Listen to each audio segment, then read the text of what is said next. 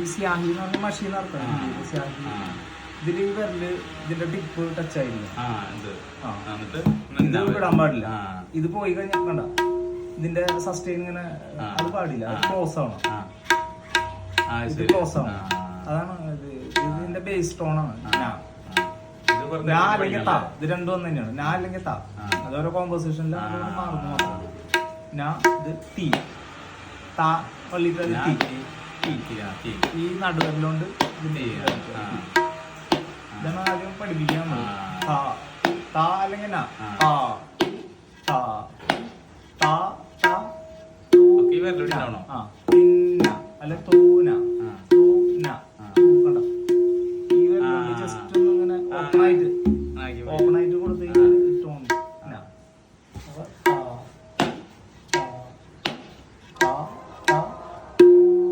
ശരിയാട്ടോ, മറ്റേത് മടിച്ചടിച്ച് ഇത് ഈസിയാകും കുറച്ച്.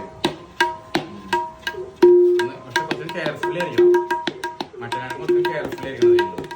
ഇത് ചെറിയ സംഭവമല്ലേ, മറ്റേ കുറച്ച് വലിപ്പമുണ്ടല്ലോ.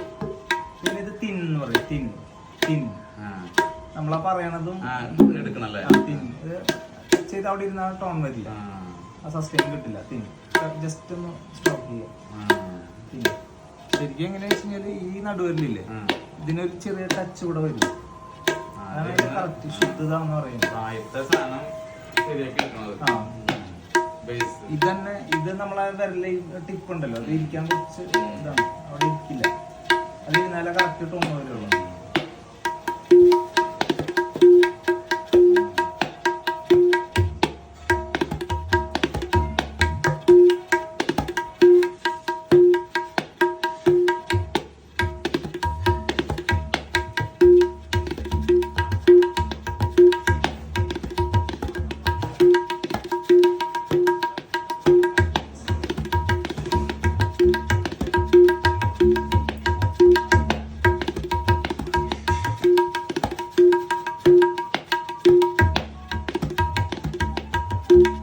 കോമ്പോസിഷൻസ് ഉണ്ട്.